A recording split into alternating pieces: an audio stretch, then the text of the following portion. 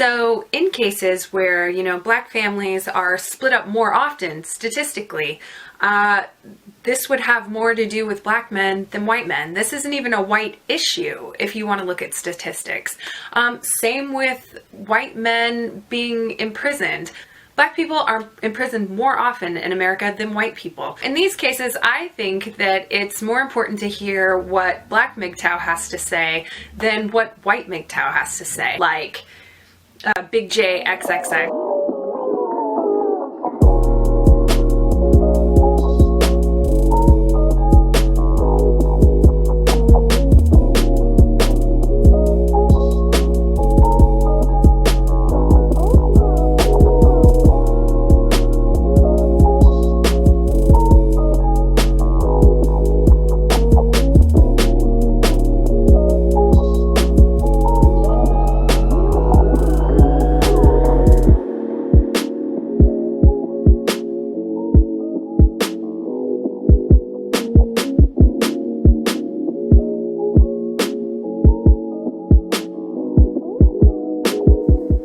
Later at the end, I'll have a few words directly for Big J.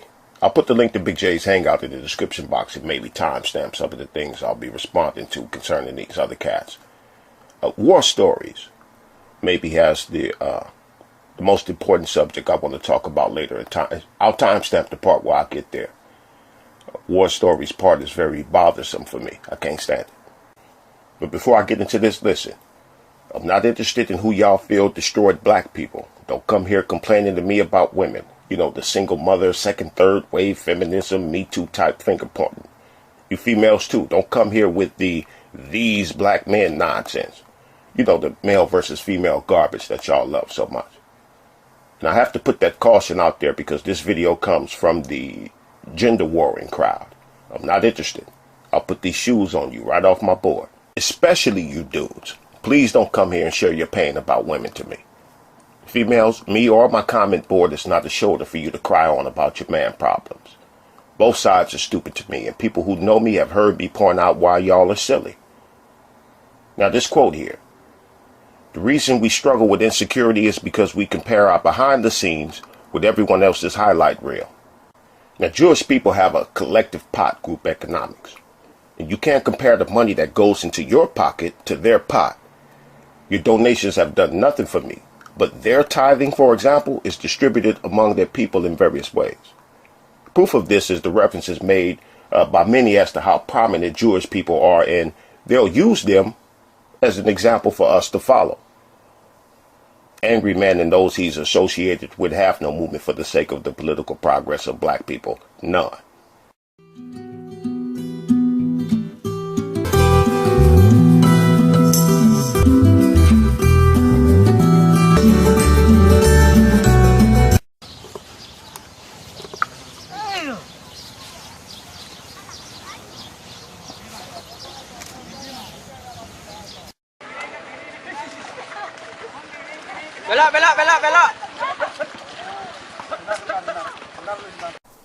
I'll get back to that plow later. But I brought up the thing about the Jewish pot because Big J was expressing his distaste for Obsidian making demands on people to give him donations. An angry man comes on the panel in a throw a rock in a pack of dogs and the one that hollered is the one that got hit type of way. Because I've heard many people get after Angry Man for his tantrums and his hissy fits about people not giving him money. Big J was talking about Obsidian. Angry Man felt it. And I've talked about that before with the group economics thing and how people have been tricked or are tricking other black people into thinking that merely buying something from a black person is them practicing group economics. But it's not. It's just you buying something from a black person. Because these folks have no centralized location that these monies go to in order to be redistributed among the people. But they love to reference non-black people doing it in order to guilt people into handing them some money. An example of the guilt trip I've heard from many, an angry man on this hangout, was the bold-faced lie that white people are not on here attacking their people for asking for donations. Put e-begging in your search engine and about 90% of the faces you'll see are white people, many of which will be exposed in the scams called e-begging, the donation thing. And don't come here complaining about men or women. I'll kick you off my board. that boot. But everyone else's highlight reel. The reason we struggle with insecurity is because we compare our behind the scenes with everyone else's highlight reel. And I repeated that because this commentary is not about donations. It's about comparing us to other people while not being willing to do what others do.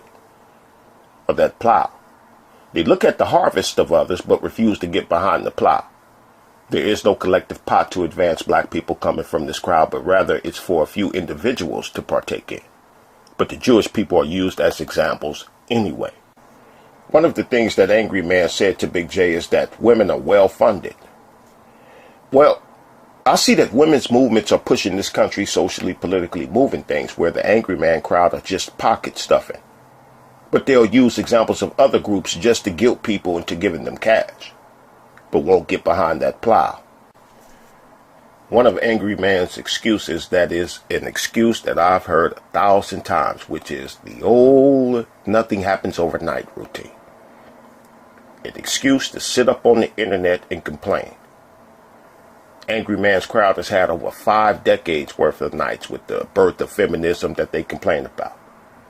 But still here talking about it takes time. He told Big J this. Reminds me of my favorite movie soundtrack.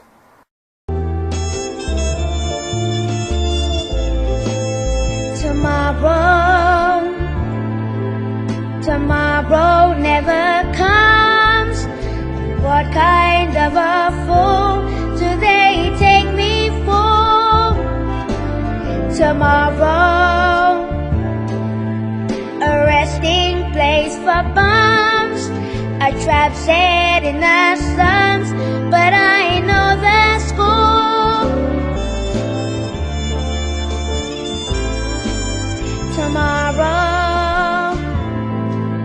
Tomorrow, as they say, another working day and another chore.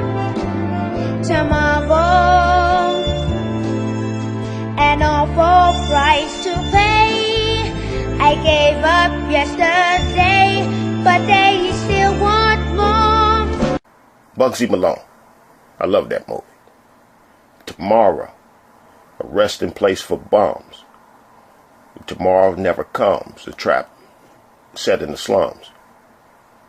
Now, Black Cherubim was in the chat and said that all they do is talk. Angryman responded to it and had the nerve to use Congress as an example of talking, but put his foot in his mouth when he said that after Congress talks, they put it into action, which is another example of comparing something that they're not willing to do. And don't come here crying about the opposite sex. I'll give you the boot for it. I got to remind y'all of that because I know how deeply insistent y'all are on blaming the other gender. It's y'all's bread and butter and existence on YouTube. You wouldn't be on here without it.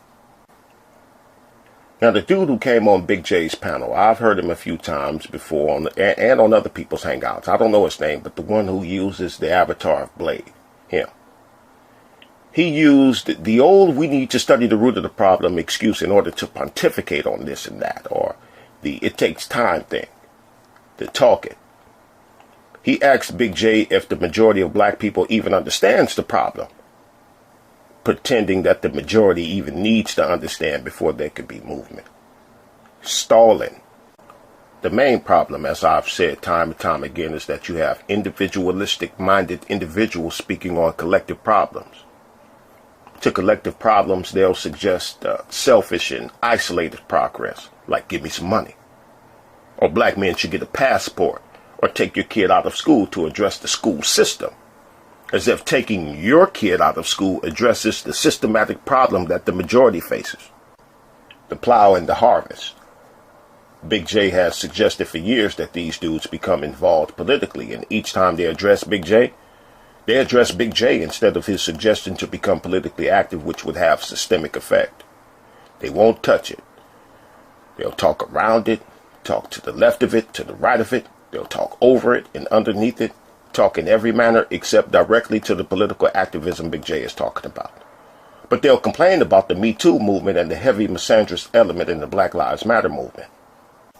Now, the dude who came on there with the avatar of the glowing eyes, Big J referenced the excuse that they make for the lack of progress of black people. And the excuse was made in the previous hangout that what people call white supremacy keeps taking the ball from us. It's an excuse. One reason being that your opponent is not supposed to let you keep the ball. But Big J brought that up again, and the glowing eyes said that they keep taking the ball from us, then turned right around in the same sentence and said that we never really had the ball. Excuse after excuse after excuse. To have something taken from you that you never had while saying that you did have it. Wanting to compare us to others when others don't excuse themselves by saying they've had their ball taken away.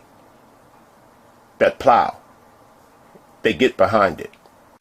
Now the guy with the blade avatar said, "Never again," referencing what Jews declared in response to the Holocaust.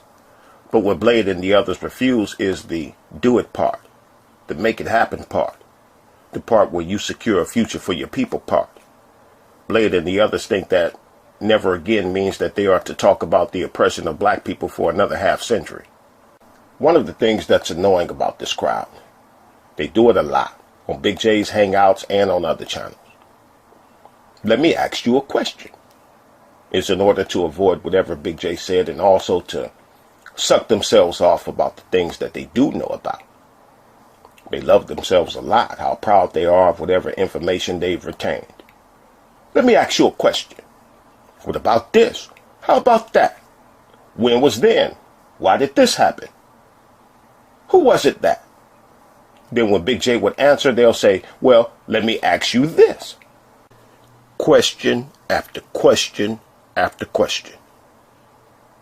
In all of those books they like to quote, all of those times, dates, and locations they've memorized, has them still full of questions. Your stats and data backed up with facts supported by empirical evidence have left them with questions. See, they love me when I'm going in on black female fuckery. They love that shit. Ricky loves it. That's the reason why he subscribed to my channel. But see, he gets his back up when I turn the microphone, turn the mirror on them. Remember when I talked about the welfare mind state? And how black men love it when I go in on sisters in that regard? Cuts! Oh man, brothers love that. But then one day I said, they're not the only ones who's hooked on the welfare mind state. Quite a few black men are too. Why? Because, like black women, the welfare mind state gives them a plausible out as well.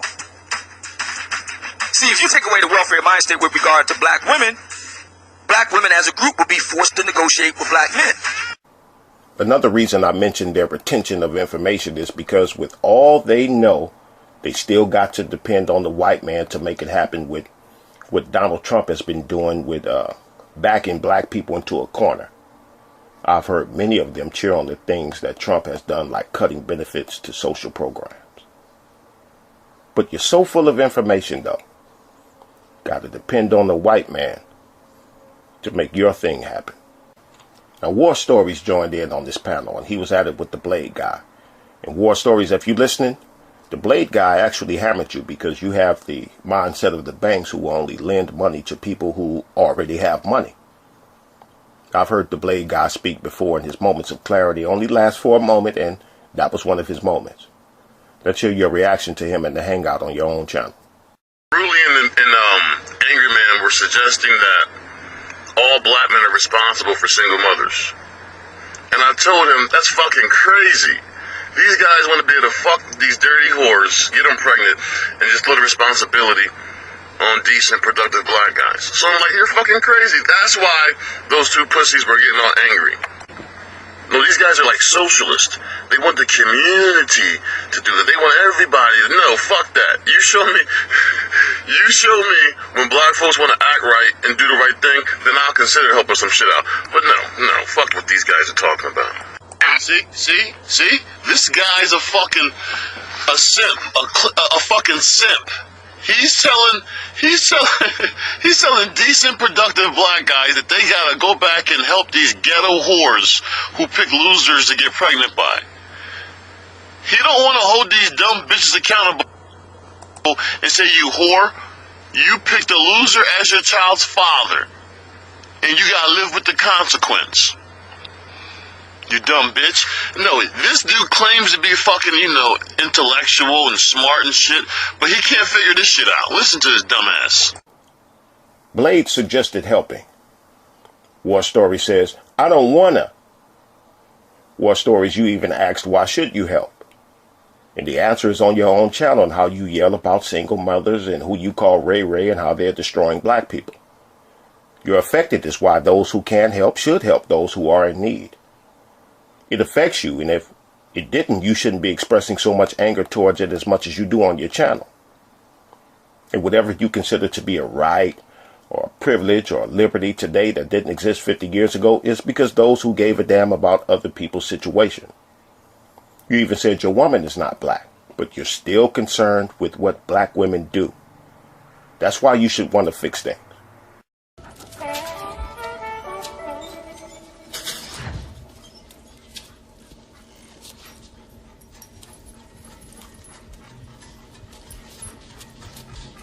Slow. Nigga P. Oh, man. My P.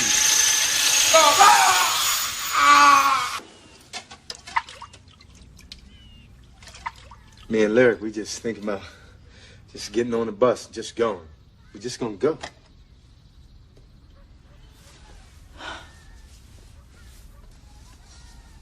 Your brother's gonna miss you.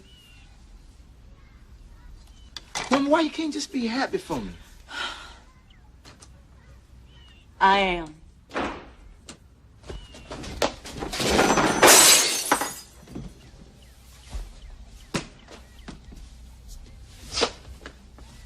Josh. Oh, Lord Jesus Christ. I couldn't find the clip I wanted, so I'll just describe it. But that was from the movie Jason's Lyric. Two sons. The first one, the good son, the one that was in the kitchen, never in trouble. The second one, always in trouble, and in and out of jail in the whole nine. You saw him there getting cut up. But in one of those scenes, the one I couldn't find, good son asked Mom, how come you don't give me the attention that you give him? She tells him that it's because I don't need to worry about you because you can take care of yourself. You want to help people who don't need help or intervention, War Stories.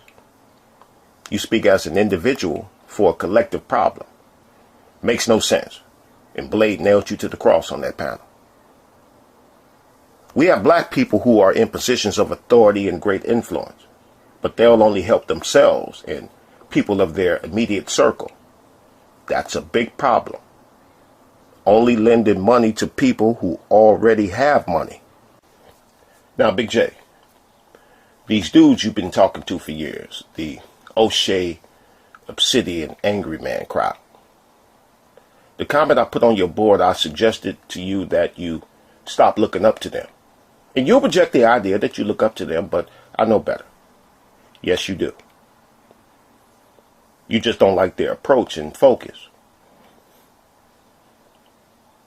They have money and other personal interest in this thing. You're wasting your time thinking that they'll change, especially thinking that they'll stop their income for the sake of what you see as good. You said that you were going to wage war against them. Okay, but while you're doing that, don't allow yourself to be used by people like that granny I saw in your comment section cheering you on with her wicked ass. That woman is vicious with the attacks on black men with her Mexican husband. Her and people like her will attempt to use you to help them. Against your own self, though, is what it will amount to. So, be mindful of that if you're not already. Don't get used, Big J.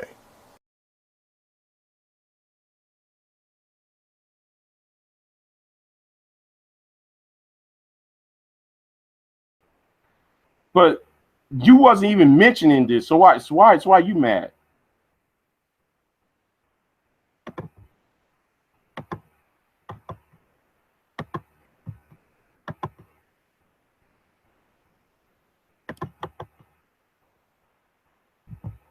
Oh.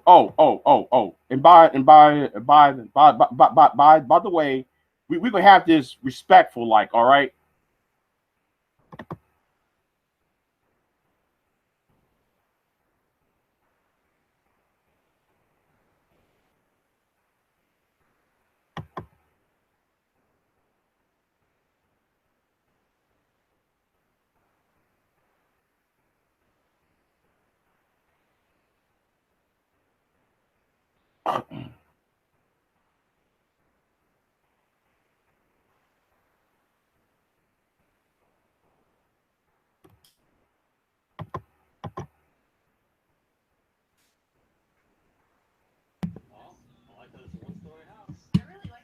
Yo, can you hear me? Okay, yeah.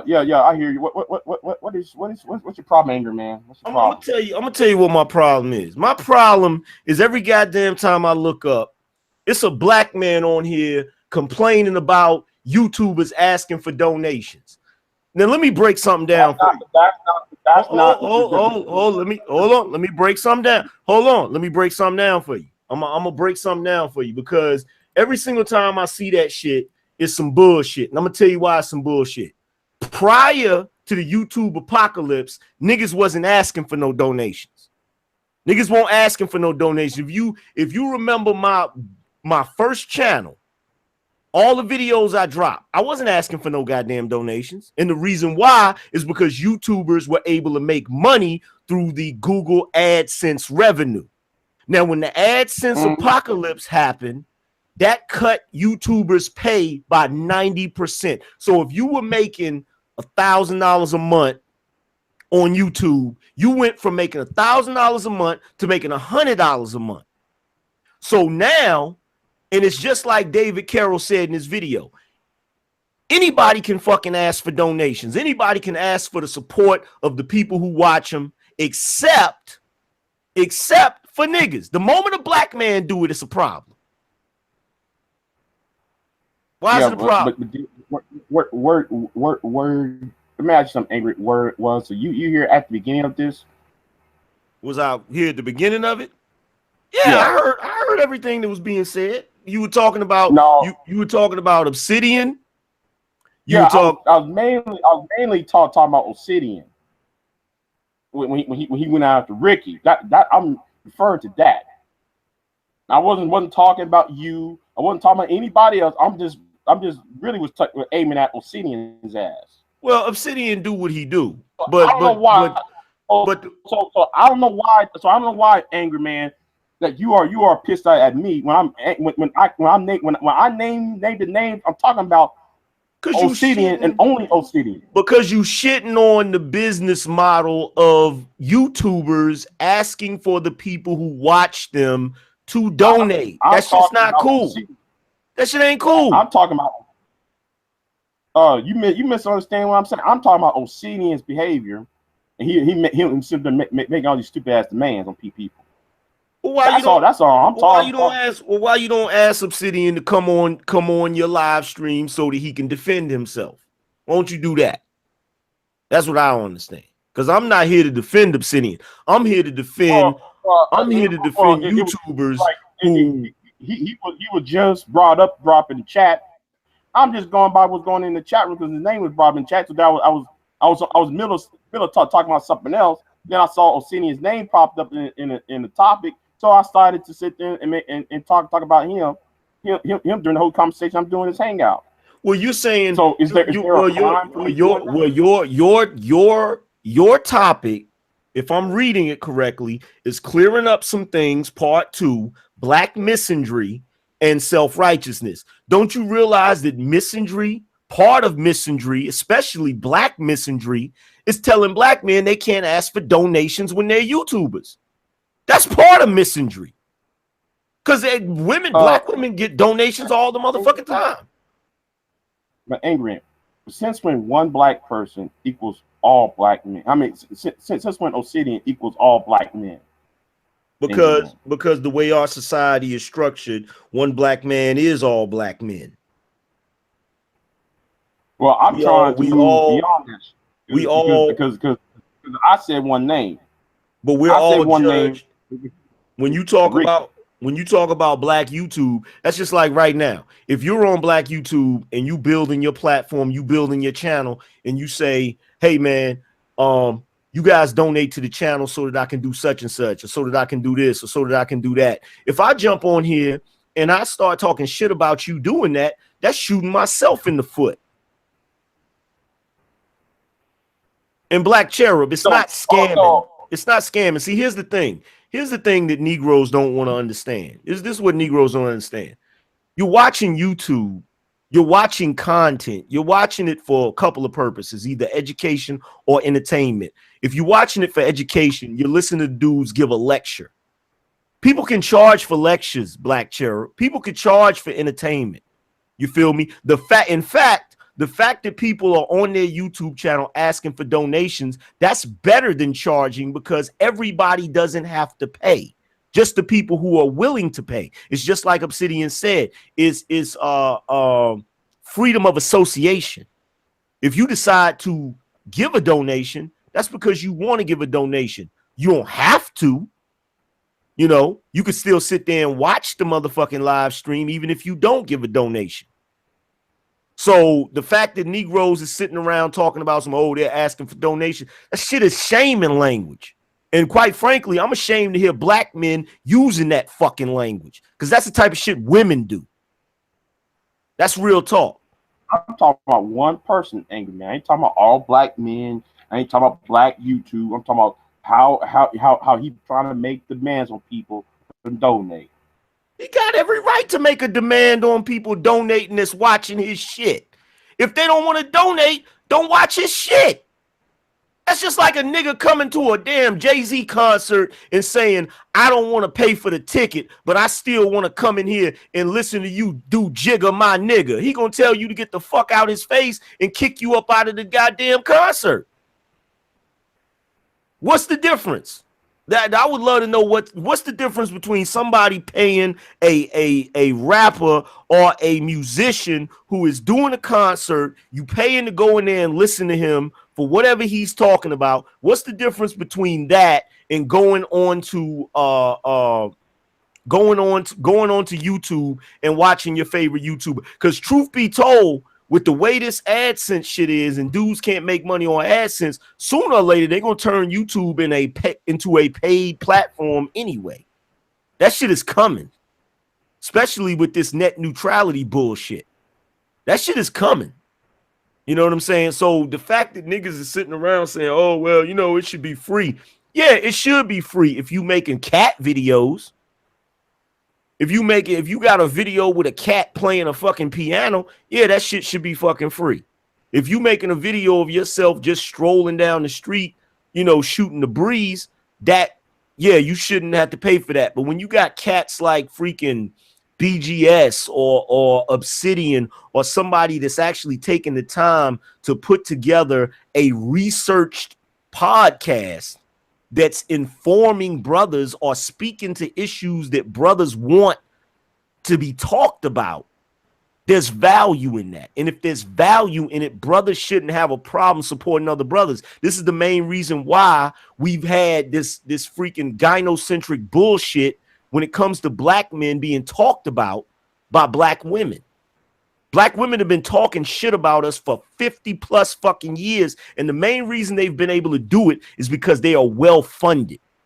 Now that we finally have a voice on YouTube, you know what I'm saying? The Obsidians, the freaking BGSs, all of these different brothers, we're sitting around talking shit about them when we expect to, you know, support them. Now, BGS doesn't ask for donations, but when I go on BGS's platform, I'll donate something. A lot of people will, because it's valuable. That's the plain truth of it. And if we're not going to support our agendas, how the fuck do we expect to ever have any damn change? We got all of these fucking Black women talking crazy about us, and now it's gotten to the point because Tia San Johnson actually pointed this out.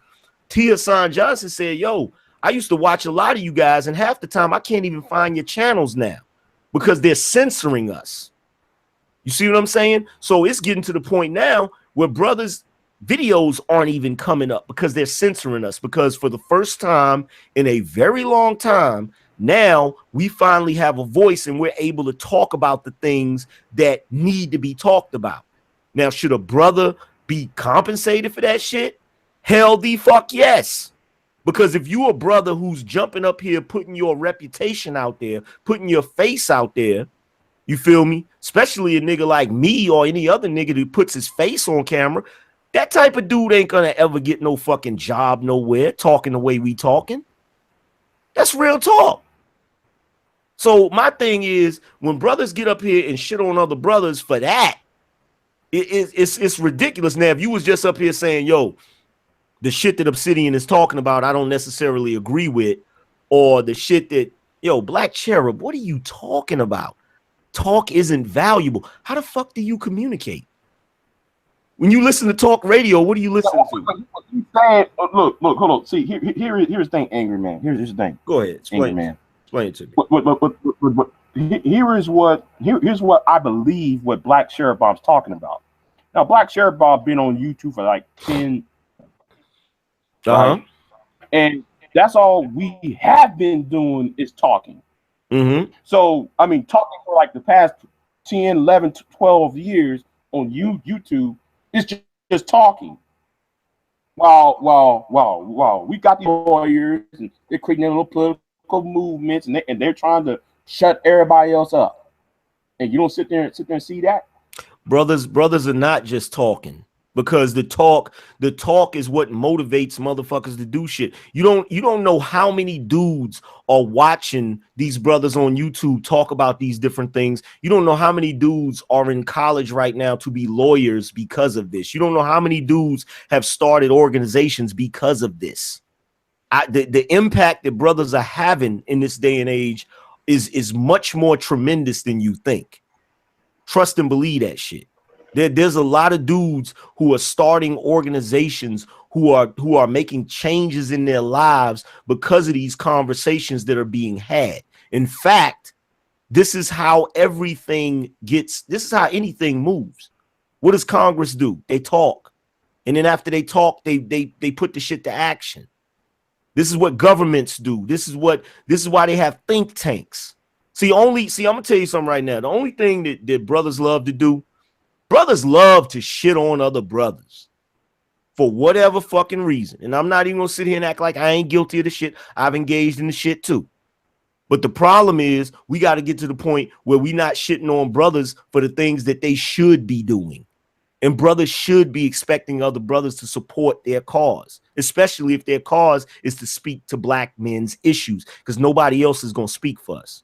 Black women ain't gonna speak for us. White men ain't gonna speak for us. White women ain't gonna speak for us. Nobody's gonna speak for us. And in fact, I heard you mention something about Paul Elam. This is the main reason why Obsidian has a YouTube, because he couldn't talk about everything he wanted to talk about over on A Voice for Men. And I know that for a fact because I wrote a couple articles on A Voice for Men for Paul Elam. And that was the main reason I stopped fucking with them, because they're never gonna speak to black issues. So when you have brothers who come on YouTube and want to speak to black issues, that's a valuable thing. Even if there's brothers in the chat room or in the peanut gallery who don't believe it's valuable, it is valuable. It's very valuable. You're missing the point that we got 12 years of this.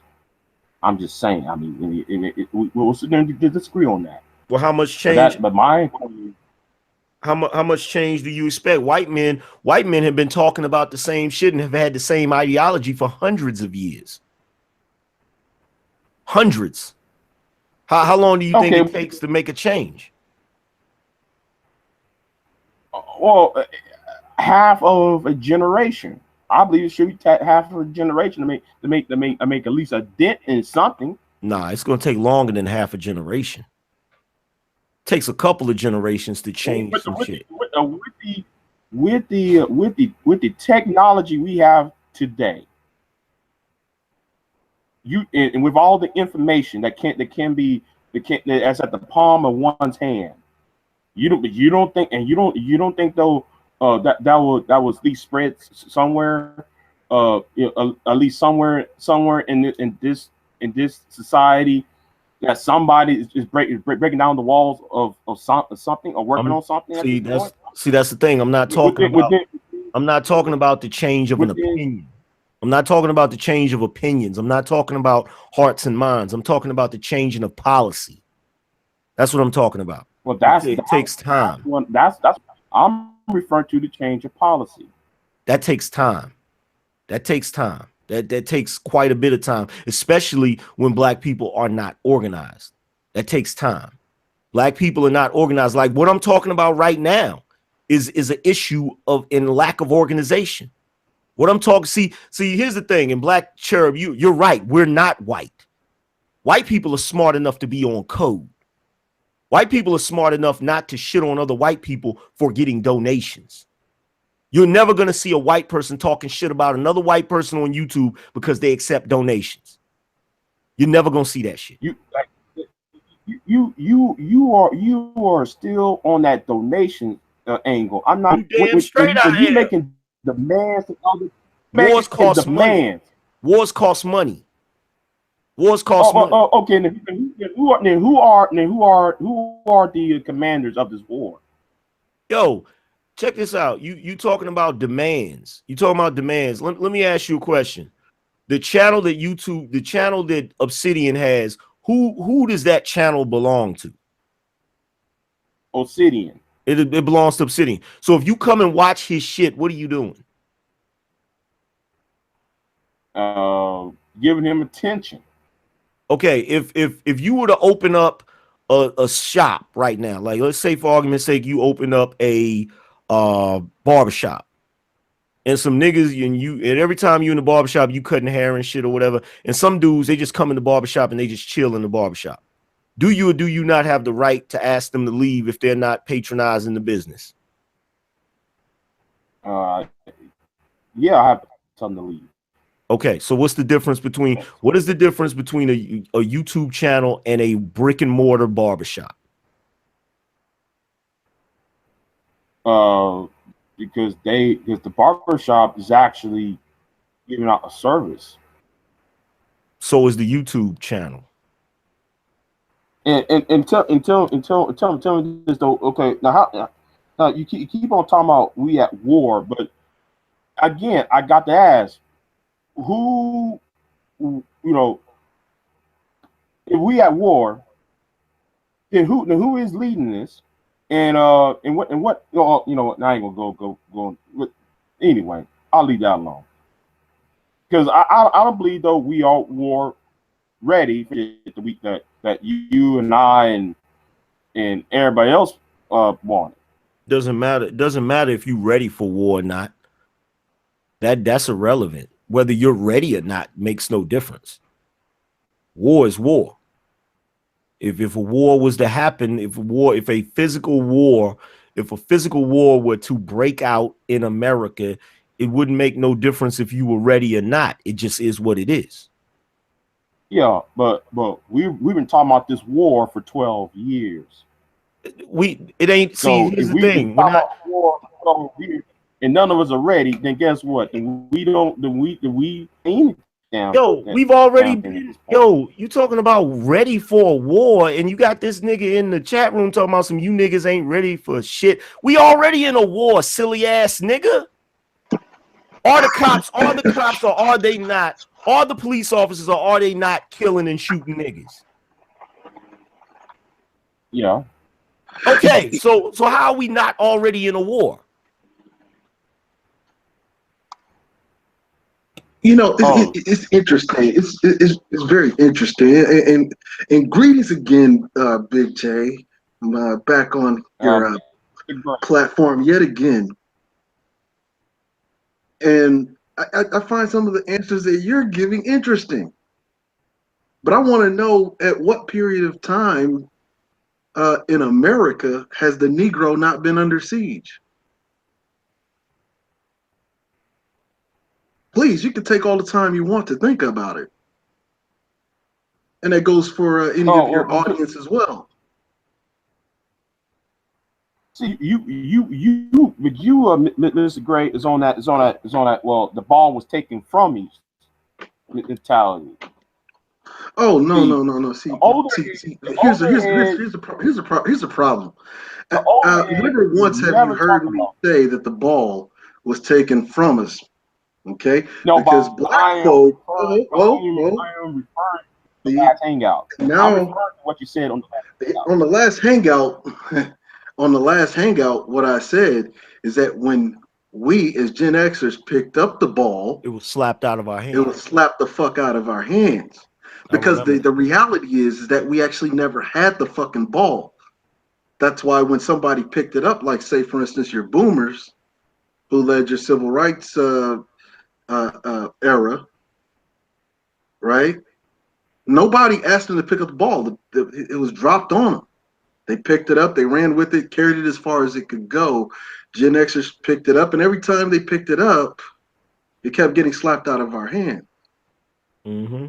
How did it keep getting slapped out of our hands? With policy, with the war on drugs, mass incarceration, so forth and so on.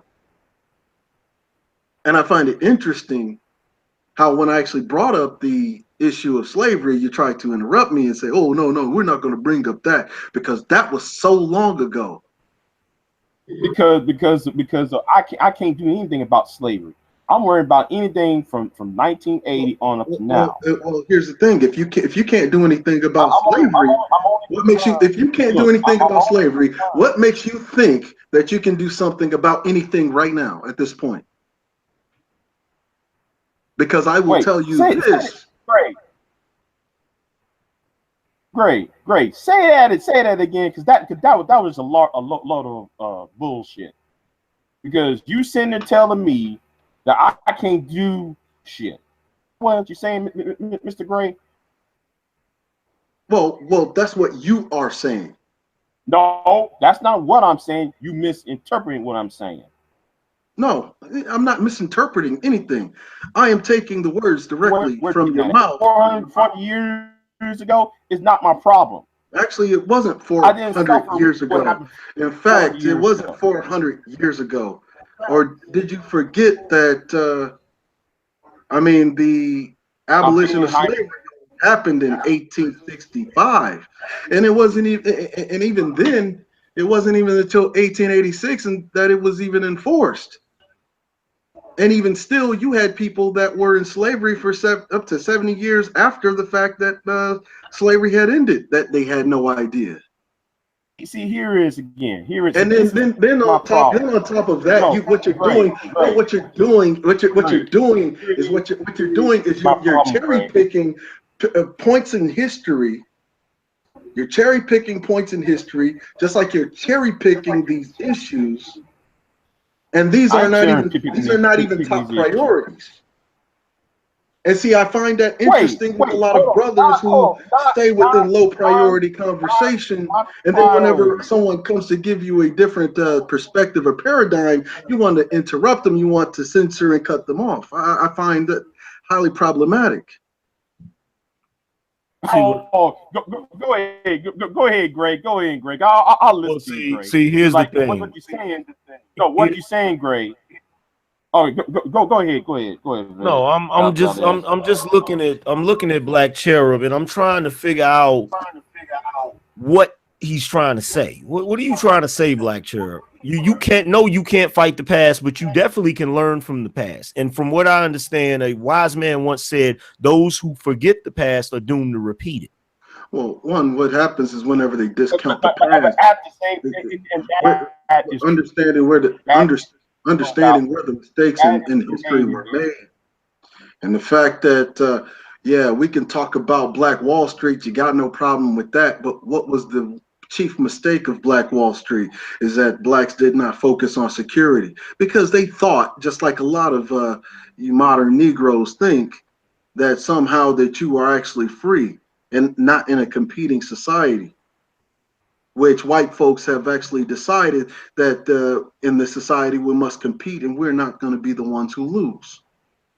But with Black people, for some reason, have dictated that because we have a little more leeway and a little more leisure time, that we have the luxury of deciding what we want to fight and win. Mm-hmm.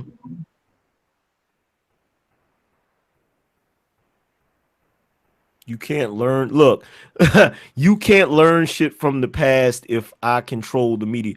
You got to be the dumbest nigga in captivity. What does that even mean? What does that statement even mean? And better yet, Black Cherub, why don't you come on the panel, have this discussion in real time instead of in the chat room? You can't have a debate in the chat room. Like, you can learn from the past. See, the problem is a lot of you Negroes don't want to learn from the past. You want to remain in a state of apathy. You're comfortable there. And whenever niggas like me or Cerulean or BGS start talking about certain shit that makes you uncomfortable, and it threatens to push you out of that state of apathy, then you have a problem with it. Because you're saying, oh, you can't learn from the shit from the past. Yes, the fuck you can. You know what I'm saying? You're talking about, oh, if I control the media. Well, first of all, you shouldn't be learning past from the motherfucking media. Go pick up a goddamn book. Jesus Christ. Well, here's the other, fatal flaw is that we do have a tendency to believe that we can't learn shit from the past. And what happens is, well, we already know what has happened is that we've been incubated in this past generation to want instant gratification. Mm-hmm. You see, when the dominant society makes its plans, it doesn't make its plans for immediate gratification. It makes its plans, 4 or 5 generations out. Yep. That's why when you said that's why when you said it shouldn't only take but a half a generation, you can't make no significant change in the world with a half a generation of planning. You can't. I mean, you have to put it in motion. You got to put it in motion. There's people that still fail to realize that Marcus Garvey's movement, for instance, that was more than 30 years of being at it consistently on a regular basis. It wasn't this, well, we've had 12 years of this. Let's go ahead, stop, and let the rest of the Negroes pick this shit up and run with it. No, he stayed the head of that movement, for 30 plus years. It's that you only heard about him from, around the 1910s, 1920s. But by then, you're talking about towards the end of that movement, the end of that era. Let me ask this. So Black Cherub says South Africans can't use their own land and resource, but you niggas are gonna do better with donations. SA are told from the past that their land was uninhabited. I would ask Black Cherub, are we in South Africa? Or even better yet, here's an even better question. You said we think we can do better with donations. Can we do better without the donations? There's a question for you. Can we do better without them? See, all you are, I'm gonna just go ahead and be frank about this shit. All you are is a bum ass nigga who wants something for free. And that's the main goddamn reason why none of us run anything, because of niggas like you. What it really is, Angryman, is that it's the welfare mind state. That's it.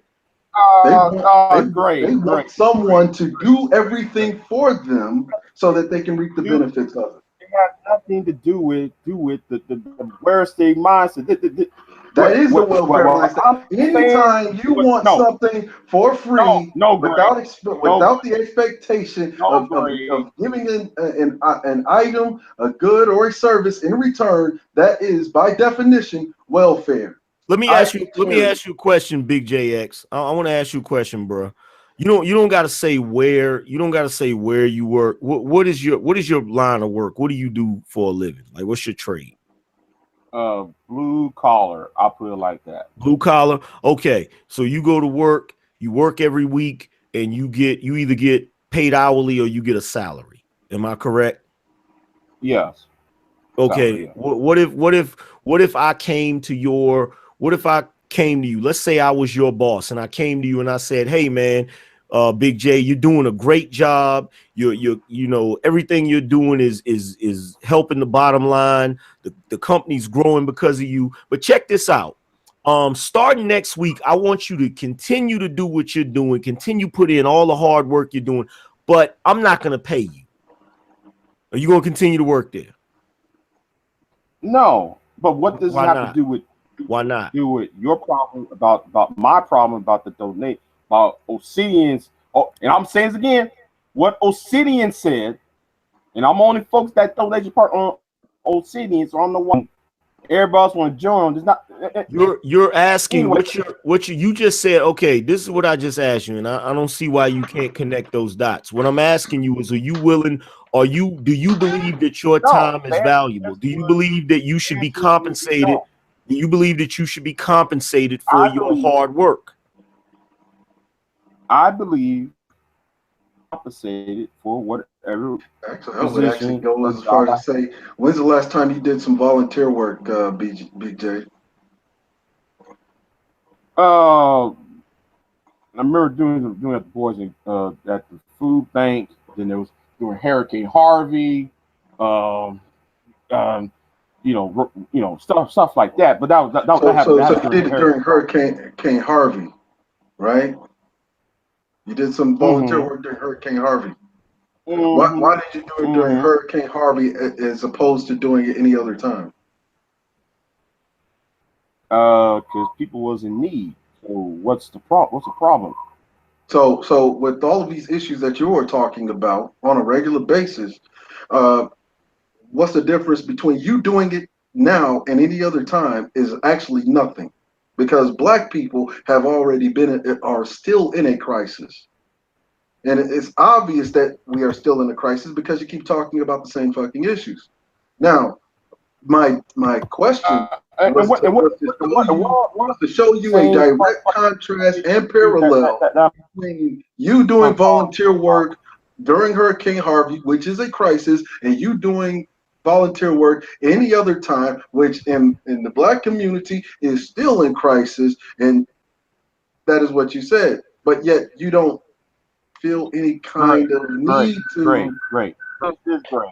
Your problem is this, Gray, is that you are stuck in the past. You keep on referring to other shit is in the past. I'm looking forward to the fucking future, nigga. So I don't know why. I don't know why every time in Black YouTube is always 60% of niggas keep on talking about Black Wall Street and the shit. First of all, where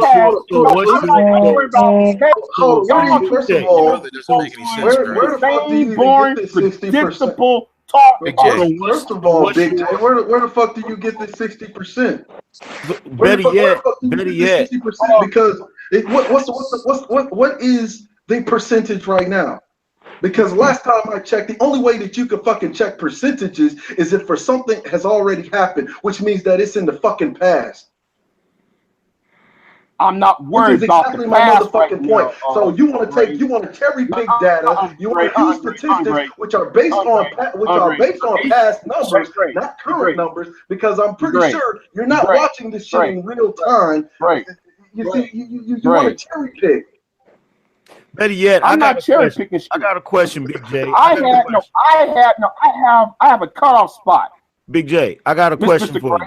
I have a question for you, Big J. So what is your plan? What is your 5-year plan moving forward to address these issues that you have a problem with? Well, first, you don't know what my problems are. So how long can you know what my problems are? First of all, I didn't say I knew what your problems were. What I said, because this is what you said a second ago. You said you're tired of all of these niggas who keep talking about the past. You said you're looking forward to the future, nigga. That's what you said. So what I'm asking you is, since you are looking forward to the future, as you are looking forward, what is your 5-year plan to fix the issues that you have been discussing on your channel? That's what I'm asking. Well, I tell you what, Angryman, I'm gonna say part of it. And the other part, I'm not going to give at this time. Okay. Black men need to get political, and that's a hint. I'm giving out a hint. So what have you done? So what have you done to be more political? I'm not going to tell you what I'm going to do, because I already got my little thing. But because I know how some people are on this fucking platform. But Big J, don't you think that there is a serious issue in our community when you have people who are arguing against information? Because basically, when you attack a lot of these YouTubers, a lot of these brothers are giving out information that people don't have. They don't have access to.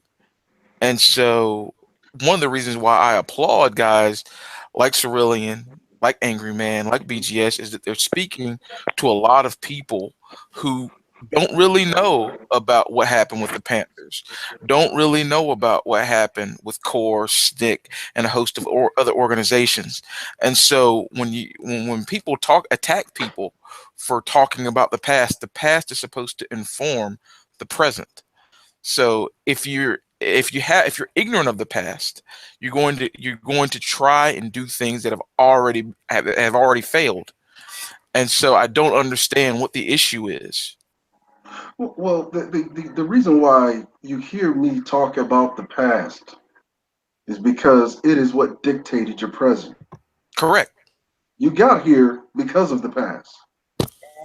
And the reason why I don't want to talk about the past because I already know about that past. And I'm but more Big focused J, you're supposed to be informing 10, people.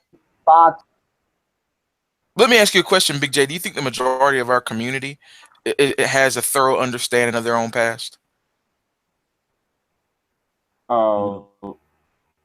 No. Okay, so if the community that you are advocating for doesn't have, I'll say by half. You think I think that's well. Let's give you half. Do you really think that you can make a substantive change? Hold on, I'm being too generalist. I'm being too nice, but I'll say half just for the sake of the argument. Sure. Okay. Let's go with half. Let's go with half. Do you think that we can have substantive change when only half of our community is informed?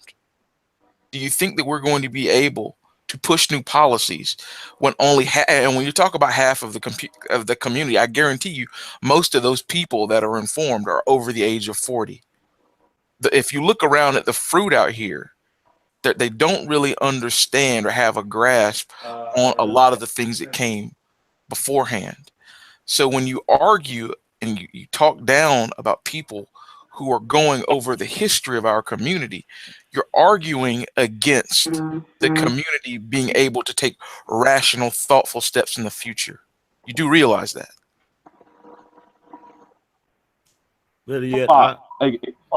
Fox. Okay, Fox. Fox. Here's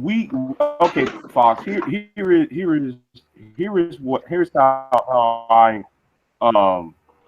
look see this. Sure. Whenever a topic comes up, right, and the conversation stops, the problem, and then we're gonna sit there and go to this other topic about race, and then we talk about slavery, Jim Crow, and all the other shit, and we're not addressing we're not addressing with a laser focus on this one particular happens all the time. Okay, give me an example. Among black men, we can sit there and talk about these goddamn. Well, I ain't gonna talk about. I ain't mentioning them no more. But let's say we sit there and discuss or Trayvon Martin instead of us focus on that. It's talking about the case, what Zimmerman was innocent or not, and blah at X, Y, and Z. We go off to a tangent, and we talk about slavery and trying to make slavery, try to make the death of Trayvon Martin into a slavery when those are hundreds of years apart. Let me hold on. Let me ask him a question. Hold on. Let me ask Big J a question. Go ahead. Let me ask Big J.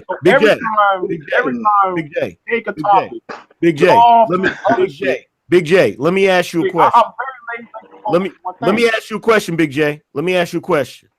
How many Jewish people do you think know about the Holocaust in detail? About 9. It's all over the goddamn every goddamn year made.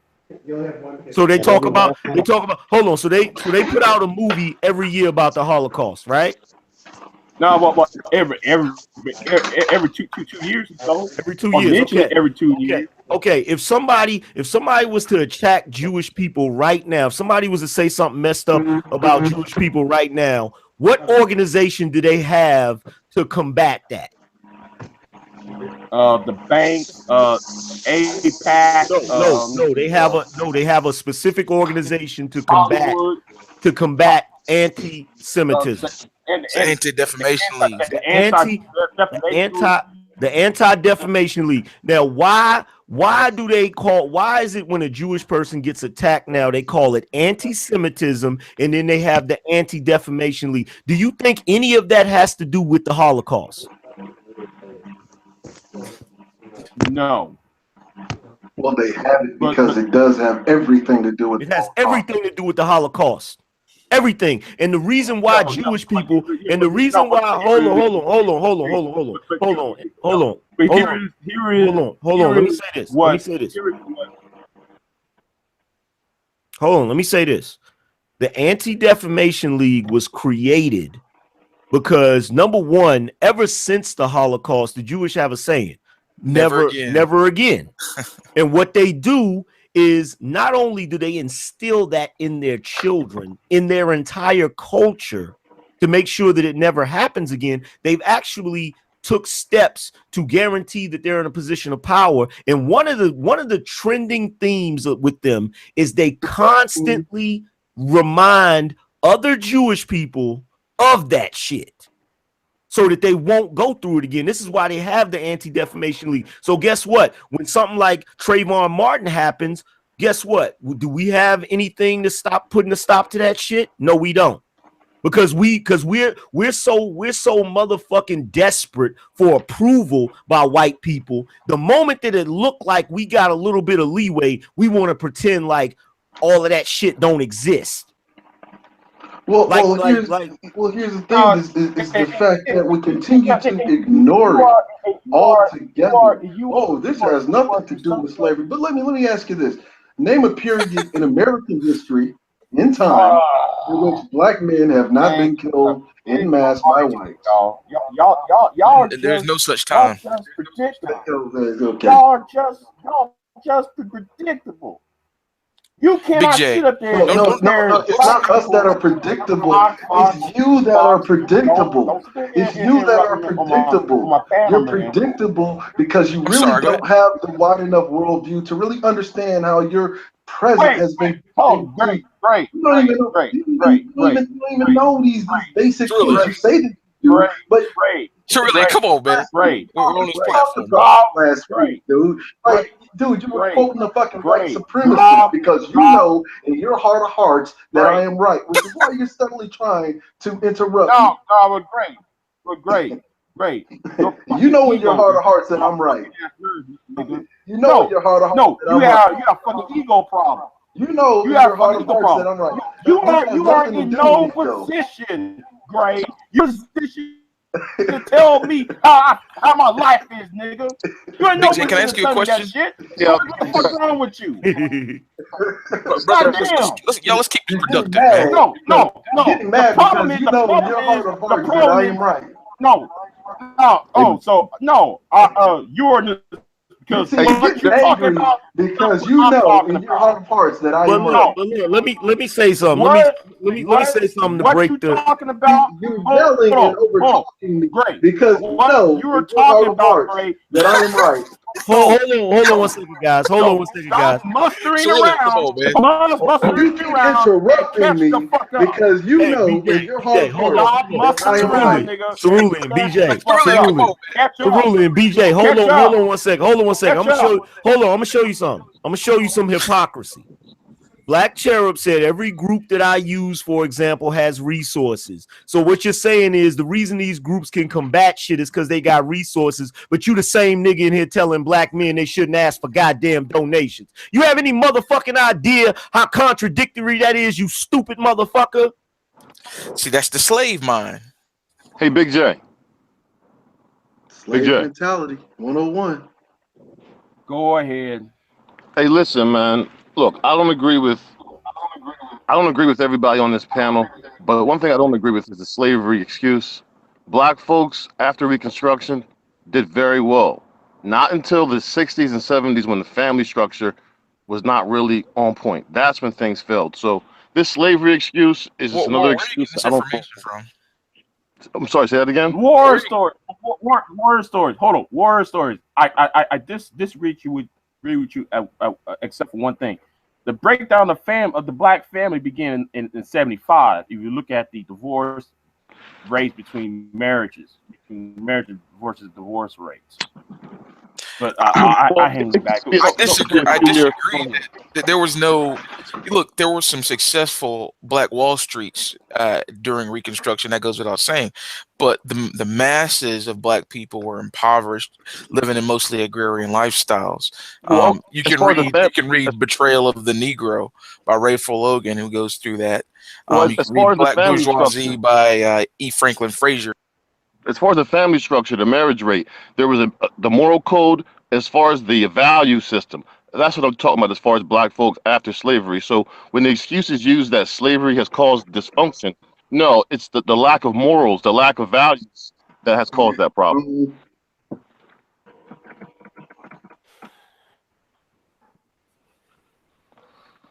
Yo, black cherry nuts. Like I know you don't like the shit that I say. You feel what I'm saying? But you are a contradiction, my nigga. You are a living fucking contradiction. You're in here arguing, you're making arguments and then defeating your own motherfucking arguments. A lot of these guys would do well to get the book by Robert C. Smith, Conservatism and Racism and Why in America They Are the Same. Well, like I said, black folks that believe in personal responsibility and taking control of their future have no problem in life. The black folks who just live day by day without, taking control of their future have issues. Hold on. First of all, all black people in America have a problem in their life. Well, as far as financial, if you go to school, get a career, and you're productive, you're fine. No, hold on. What you are in that scenario is a productive member of society for white society. You still don't have a society individually. of your own. As an individual, though, you can take care of yourself, There's no provide such for your thing family. as There's no such thing as an individual productivity. There's no such thing as individual success. Name me a successful individual, and I will call you a liar to your face. And you can go out, buy yourself a house, have a good career, Wait, hold on. In the United States, and I'll call you a liar to your face. Fox. Are you a successful person? Are you successful in life? Personally, yeah. For my age, I think so. Yeah, sure. Okay. Then why are you quoting? You're not understanding. You're not understanding. Wait one second, Angryman. BJ. What did you say, Big J? I didn't catch that. Big J. You went in and quote something to horror stories about something, and then are you successful? And you was quoting about not successful and blah blah. It was something you. Well, I tell you, say it, Fox. Say it again. What are you talking about? You quoted, "Show me a person who is successful, and I'll show you blah blah." No, you confused me with Cerulean. Oh, okay. I'm sorry, Mr. Gray. Mr. Gray, please, Mr. Gray. Well, one, success is a community property. It's something that is owned by a group. I am successful because my group is successful. I have money, finances, resources, and opportunities because my group owns those things and provides those things. That's the disconnect. Of course, I think everybody here would say that hard work is good and that you can be successful individually. But when we're talking about black people in the aggregate, there's a lot of issues. I've worked specifically in K-12 education, trying to help mentor students. And when you already have housing that is discriminatory. If housing determines what type of education you get based on public schools. Well, So if you're already in that situation, there's some group problems that you have to address. This is not about slavery. This is about the caste system and black people being at the bottom of it. Well, here's the thing. Here's the thing, because I noticed Big J laughed at what Cerulean said, and this is the part you don't get, Big J. This is the part War don't get.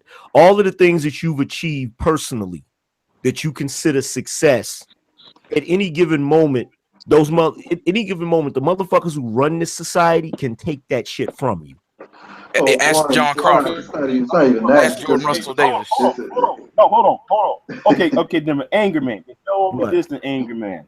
What's up? If that is so true, Angryman, then can they drill a hole in my head and remove shit out of my skull? No, they cannot drill a hole in your head and remove shit. However,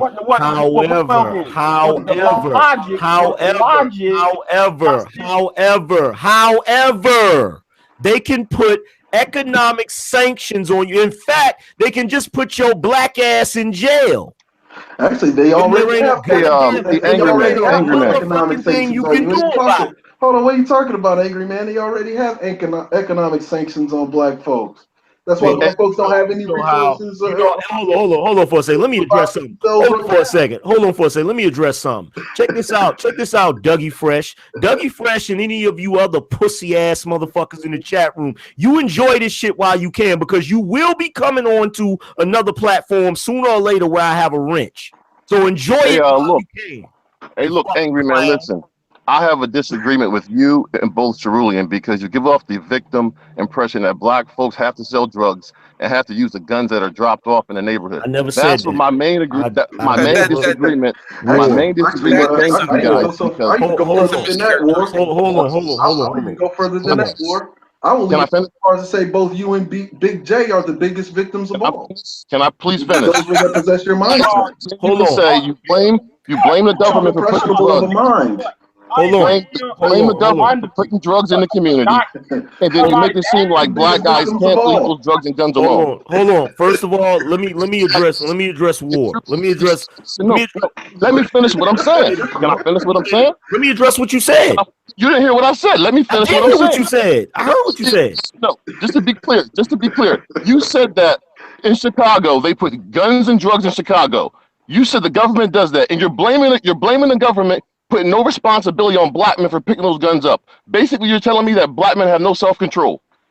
First of all, War, the reason that these motherfuckers run this bitch is because they picked up guns. See, look, excuses. Why are you deflecting? That is self-control. Look, the reality of self-control.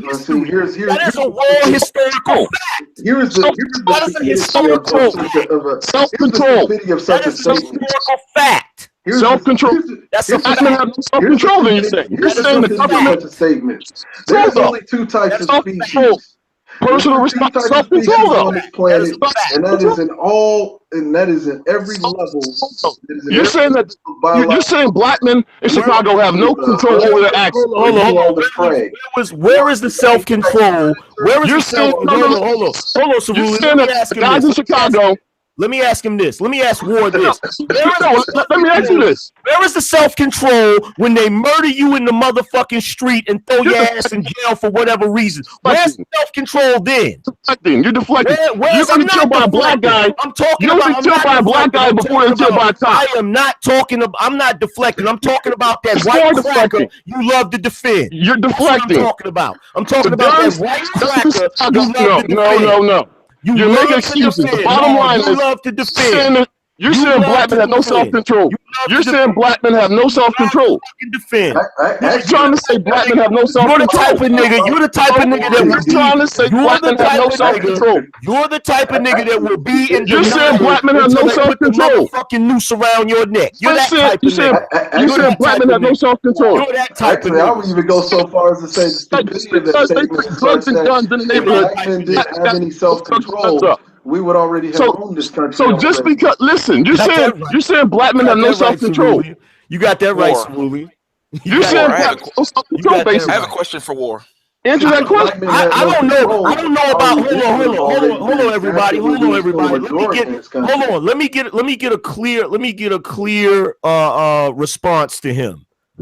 I don't know about all. Already. I heard what you said. No, first of all, I'm not. Let me respond. Yo, what are you doing right now, dude? Are you a fucking woman? Shut the fuck up. No, you deflected 3 times already. Pussy. Shut the You fuck fucking up. pussy. You the pussy. You're a bitch. You deflected 3 times already. Bitch ass nigga. You the pussy. You're a bitch. You're a bitch. Shut up. Go pay your child support. Go pay your child support. How many? Hey guys, come on. Like I was saying. Hold on. Like I was saying. I don't know about the rest of Black America, but your motherfucking ass ain't got no self-control. You bitch ass nigga. And if I ever saw you in person, you ain't gonna do shit. You ain't gonna do shit. I knock your dumb ass out. Oh yeah, I knock your dumb ass out. Bitch ass nigga. Catch a flight, bitch ass nigga. Catch a flight, bitch ass nigga. But where clown. the fuck was all of your self-control in just this little exchange? Exactly. He can't have me wrong. I asked him a simple question. Exactly. I asked him a simple question. I mean, you're So why do the black guys use the guns in Chicago? Talked over a nigga. And then talked over a nigga. How the fuck you gonna ask a nigga? You ain't gonna do nothing. You ain't gonna do nothing, man. I asked you a simple question. No, I asked you a question. Was it rhetorical? I'm not. Was it rhetorical, bitch ass nigga? Was it rhetorical? Huh? So you deflected. You deflected. How you gonna ask you a question and not wait for the goddamn answer, pussy? You deflected. How you gonna ask a question and not wait for the answer, bitch? You deflected. Huh? You deflected. What I will say, you pussy. What I will actually say in this instance, fucking clown ass it's not black men who clown don't ass nigga. Child support. That's my face. That's my face right there, nigga. Where's your face? That's my face right there, nigga. Where's your face? Baby mom. Go pay your child support. Hey, fucking bum. Coward, show your face, child support. How many baby moms you got? Show your face, show your face. Show your face, bum ass nigga. Show your face, coward. Show your face, pussy. You a fucking distraction. You a fucking deflecting, you bitch. You a bitch. You know I beat your ass, you fuck. Man, you ain't shit. Nigga, mystery man. Mystery man, keyboard tough guy. Answer my question. Answer my question. Mystery man, nigga, show your face, pussy. Exactly. I would have liked to engage. Exactly. I smell straight pussy, nigga. I smell straight pussy, nigga. I smell straight pussy, nigga. I can smell it through the goddamn computer, nigga. Pussy ass nigga. Pussy ass nigga. Now one thing you ain't never getting at me. Pussy ass bitch nigga. You ain't shit. Faceless niggas don't knock shit out. Anonymous niggas don't knock out shit, pussy. All right, man. Man, shut up. Answer my question. Show your face, nigga. Show your face, nigga. Show your face, nigga. Can we pussy ass nigga? Show your face, nigga. You heard what I asked him? You heard what I asked him? He deflected. Show your face, nigga. You deflected. Show your face, nigga. Show your face, nigga. You're trying to a loss of an argument. So what you're trying to do is create an entirely new argument that has. I asked him a simple question. What I'm saying is I said the guns that are being dropped in Chicago. Why do guys make excuses to pick them up? I can answer that question. What you absolutely said was that are you saying black men have no self-control? But what you have displayed here is that you have no self-control. When I get attacked, when you attack, I'm attack back. You attack me, I'm attack back. Whatsoever.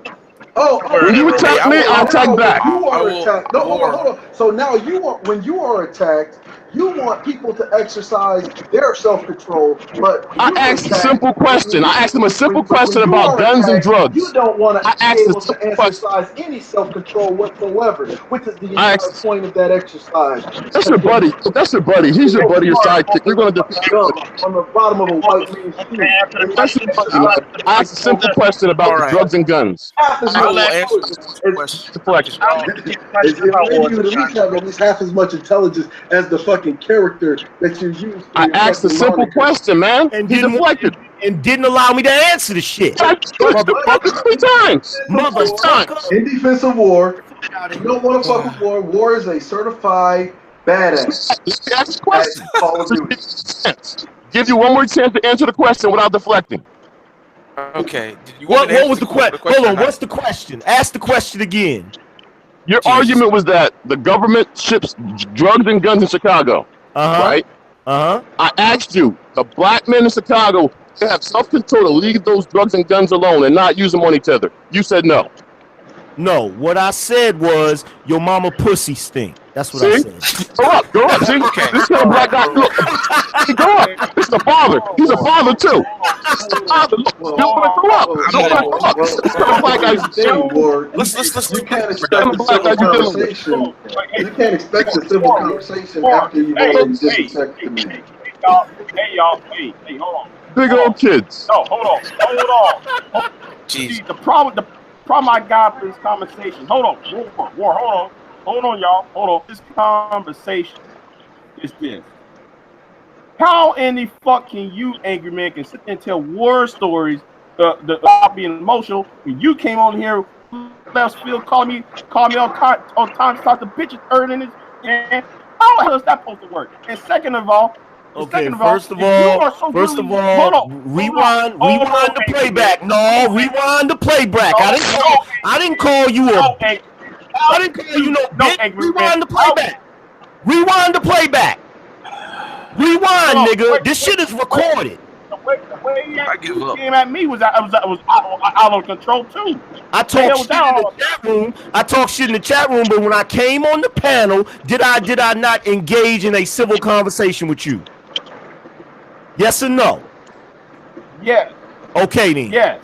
But okay then. Yeah, but at the same time, you was talking some cash shit. My nigga, I engage the way niggas engage me. Straight up and down. Anybody knows that. I engage the way niggas engage me. Because you've been civil with me, I kept it civil with you. Okay. Straight up and down. Okay, no, but see, before niggas talk over here, niggas, everybody's defense. You were talking a lot of nonsensical drivel about shit that does not even matter. Yeah. It is low priority conversation. See, this is the crazy part. When it talks about guns and drugs, okay? Y'all proved my point. Guns and drugs in your neighborhood. You and others on this panel have proved my point. Y'all just proving my point all the goddamn time. Y'all are minoring in the y'all majoring in the minors and y'all minor in the majors. How can you say that I'm doing that? That's why I keep bringing it up. What's so funny is that he talked all of that shit. He talked all of that shit about Obsidian, right? And you're using one of his fucking lines. Y'all got butthurt. Well, minoring in the minor. My nigga. So, what the fuck is all of this talk about donations and he over there begging for donations? See, that's minors. That's minor league shit you're talking about. It is. Because if you can't look, hold up. If you cannot do something as contribute to your content creators, i.e. your media, because media is a service, okay? If you can't do that little shit, you're not going to be able to take on any kind of war machine. You're not going to be able to organize to the extent that you need to in order to fight an actual war. Which means that you are doing exactly what you're talking about. You are majoring in minor league shit. I would like to actually. You're not even in the minor leagues. I mean, this is Pee-wee ball we talking about. YouTube is Pee-wee ball. Whoa, stop. Stop. We taking baby steps. We taking baby steps. Pee-wee ball, but why are you here? If I am Pee-wee ball, why are your black ass? Hey, check this out. Check this out. To all you niggas in the chat room talking about me, we can go on my channel right now and have a debate, but I know you ain't gonna show up because you're a bunch of bitch ass niggas. All right, so let's get that out the motherfucking way. So Cerulean is here because Cerulean understands that in a protracted and prolonged campaign that you need to take baby steps. And what you are trying to do is put the fucking cart before the horse. Oh, I don't need to talk about no history. I already know that stuff. Yeah, the masses of people who supposedly follow you don't. But see, you get mad and you try to interrupt me and Hold on, hold on, hold on, hold on. Your heart of hearts, I'm gonna say this right. in your heart of hearts, you know I'm right. No, nigga, you are absolutely your line. fucking asshole. So, No, so hold on. See, I'm going to you are swearing. You are swearing at me because in your heart of hearts, you absolutely know that I am right. Mr. Gray. You may be entitled to your opinions, my nigga, but with facts, those motherfucking facts. Oh, that wasn't an opinion. That was a fact. That was an opinion. I would actually precede the conversation within my opinion. The facts. So wait a minute. I don't care about opinion. Wait a minute. The facts ending only. I'm gonna tell you something. You're getting mad because in your heart of hearts, you know I'm right. I'm gonna tell you something. This is you know something. I never in my life seen this shit. Look, these niggas in this chat room. This is the weakest shit I've ever seen. Oh, he's over here now, so now we can pick for real. Y'all some hoes in this chat room. Bitch ass niggas. Look at him. You're getting mad because in your heart of hearts, you know I'm right, Big J. No. You know unequivocally that I'm right. And that's why you get mad. That's why you keep getting loud. These niggas go to sleep with me on their fucking mind. Look at these niggas in the chat room. You're angry hoe. Hey, Officer Charles, what were you going to say? Oh, I'm gonna just say this one. I'm gonna just say these two things. Number one, I want to know what the fuck majoring and the minors mean, and then two, what is your real issue with the past? Because I'm like this. Number one, what have you done to make the future better? Because if you don't study the mistakes of the past. Hey, Mr. Charles in charge. Let me tell you something, Mr. Charles. You know, I might as well just say the same thing. Hold on, I'm gonna interrupt you because right there, you just disrespected this man. And see, in any other cases, you're getting mad. But see, that's not an opinion. That was a fact that I just spewed. Did I say in Cerulean's opinion you disrespect? No, what you did was disrespect. That was a fact. And see, but I see you have a problem deciphering between what a fact and an opinion is. Charles, I was joking with Charles. Charles, what I said was not mean of no disrespect.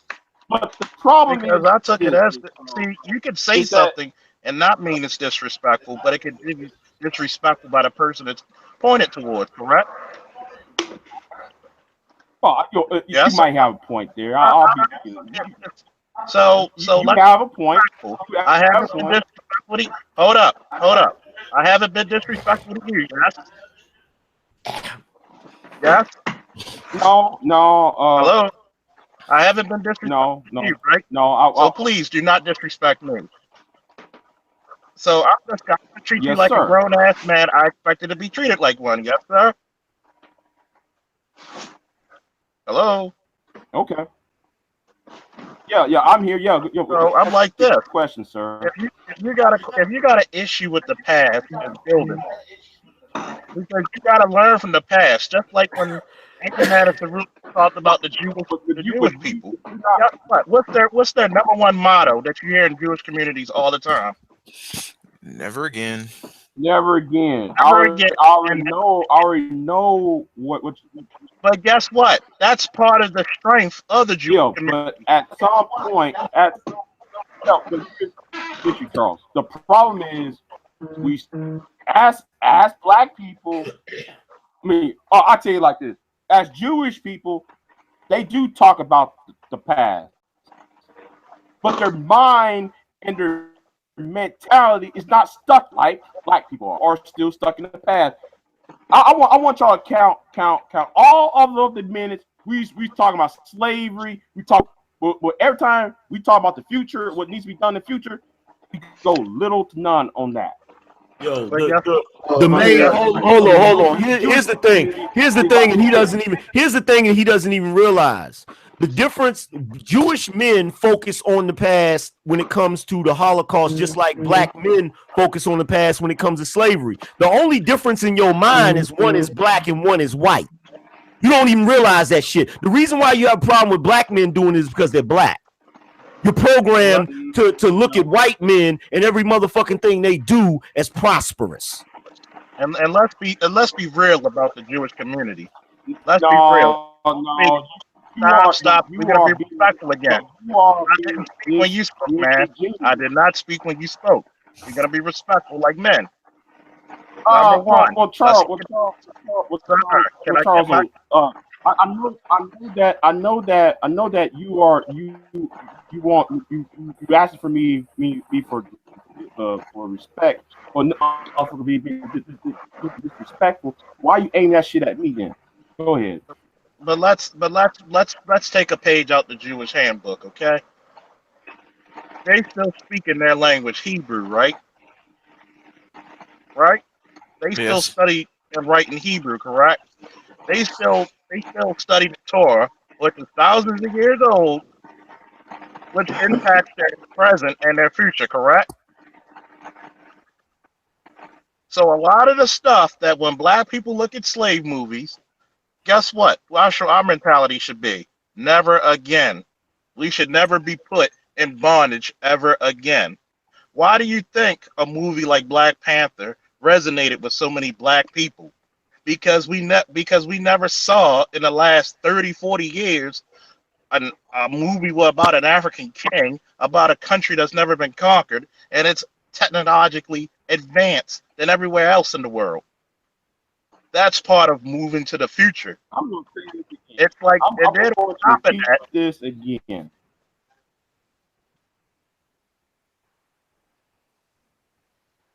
Okay. Yeah. What happened? Well, if we're gonna say well, slavery was so long ago, then we might as well say the same thing of, say, for instance, the Constitution of the United States. Fuck the Constitution. Every black man should own a fucking gun, whether illegal or legal. Because the Constitution doesn't matter. Because the Constitution happened too long ago. Okay, that's old news. That's out of here. No, you can't say that because the why can't we say that? Why you can't say that? Because some crackers made it. That's why you can't say that. See? Now We getting to it. We getting to it. Let's get to it. We getting to it. Let's get to it. Let's get to it. No, and come on, fam. Everything associated with niggas you shitting on. Hey. Everything associated with niggas you shitting on, man. I'm just noticing it. I wanted to ask something. Your guys mentioned Jewish. Look, so Jewish men on somebody, right? Jewish men have a code of conduct on how they act and treat each other. Black men, look, this here, nigga. Can I finish? This nigga talking about a code of conduct. Listen. You can't work with people you can't get. I done fell out of my chair. This nigga talking about a code of conduct. You brought up the Jewish. You brought up the Jewish people. I'm giving you an example. You brought up the Jewish people. I'm giving you an example and why they work together. How it's effective. Go ahead. We listening, my nigga. Go ahead. Men have a code of conduct. That's why they're able to be successful and work together. As far as black men go, you have a divide between black men. You have logical black men who are productive and focused, and then you have these black guys who want to just sag their pants, drink lean, and just smoke weed with no ambition. So it's like until there's a code of conduct and people understand productive that. For who? What'd you say? Productive for who? Or each other. How are we going to do business with each other? How are we going to do business with each other if we don't get along? One logical by whose standard? So listen, I'm just trying to explain something because you guys don't believe in personal responsibility. No, that's not true. That's not true.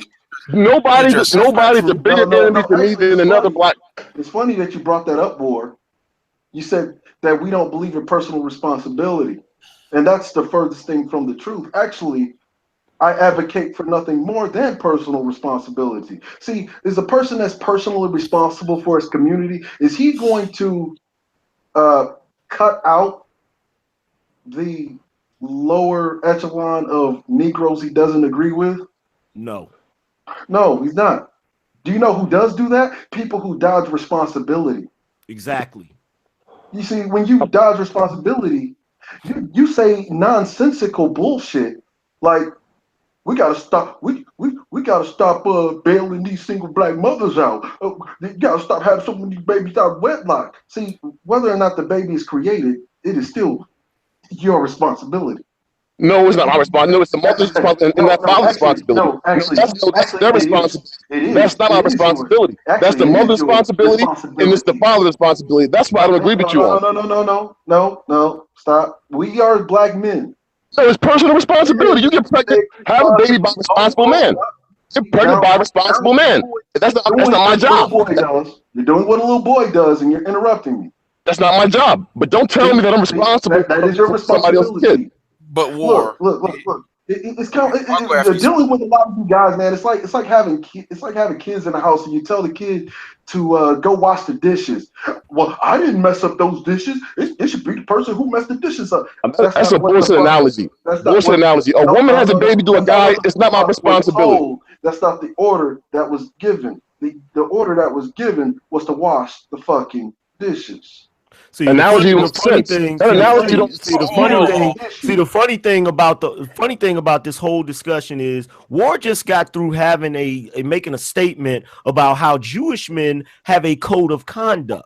And during Cerulean speaking, he interrupted him. Now, what I'm trying to figure out is if you know that Jewish men have a code of conduct and that is productive, hold on, Big J, hold on, Big J, because now you're doing it. What am I doing right now, though?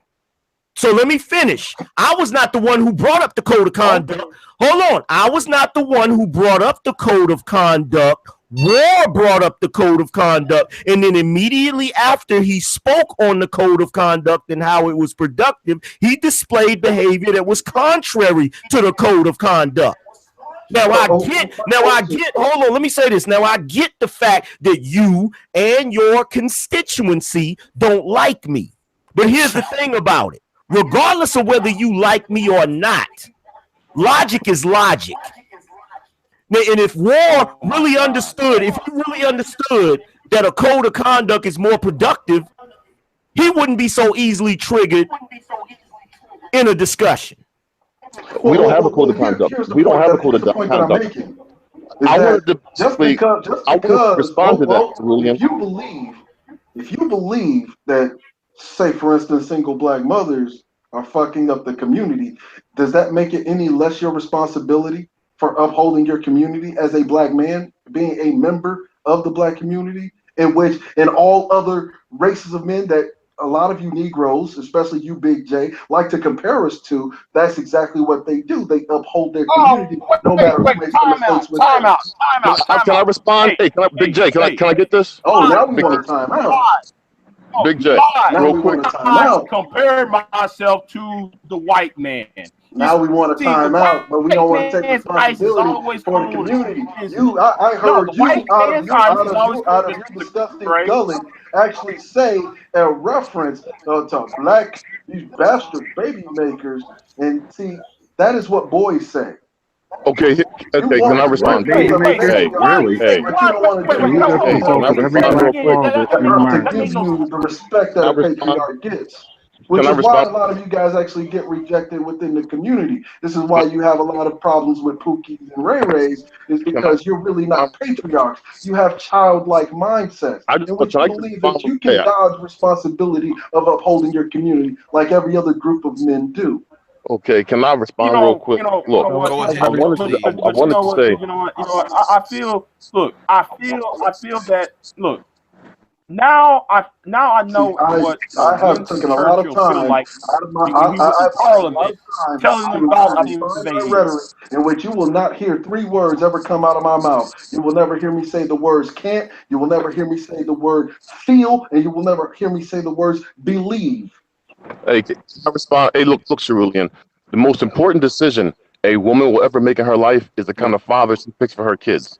It is not nobody's responsibility besides the woman and the man she picks to get pregnant by to take care of that baby. But so for you to make it, you were the man that she was supposed to get pregnant by, right? If you were the man that she was supposed to get pregnant by, yes, don't you think you would have gotten chosen? Let me finish. Let me finish. But Listen, obviously, you're not when a that. You're not woman, that man. when a That woman means picks that's a man to get pregnant, responsibility. when a woman picks a man to get pregnant by, if she loves her baby, she's gonna pick a good father. The community does not have to help her raise that baby. It's the father and her. You cannot put that responsibility on nobody but her and I'm gonna the jump into father. this one real quick because Bottom I'm line is insulted this. by that shit that he just said. Because there's plenty of times I helped jump in my nephew's life, wrestler's life, and kids who have no blood ties, including my own 10-year-old son. What about So the guess mom's what? When choices? you telling The mom's when, choices, the mother's but guess what? choices. The But guess mother's what? choices. If you don't help that The child, mother guess makes the mother's pick a good father. Pick a good father. the mother's am I choices. talking? Hold Am on. I talking? The mother's choices are really dictated by the men's behavior within the community. But because your behavior is so poor and you're a little boy who likes to dodge responsibility, you don't get chosen. Boo-hoo. But it still doesn't make So you you're any gonna less, tell me this is the problem? less responsible for what The goes on in mother's the community. choices have nothing to do with that child being brought up and developed She properly. picked the So loser. you're telling me? She picked the loser. So because of that, that means the child has to grow up and be a loser as well. She gotta change her. She gotta change her. Ask her choice in life. Change her. That's responsibility. I'm talking directly to you, War. Hey, War. That means the child. So because of that, that means the child is not entitled to be raised properly. When are they gonna stop picking losers? You're rewarding the mother. Where's the penalty? Where's the penalty? You're rewarding the mother. She's gonna keep picking losers. You sound like a little boy right now, son. No responsibility. No responsibility for you. You sound like a child right now. You're talking so much. You're talking all of this nonsense about personal responsibility. Angryman. And this is what the You're on child support. Angryman. You're part of the problem. Hold on 1 second. Hold on. Cerulli, hold on. How many babies you got? How many babies you got out there? How many babies you got?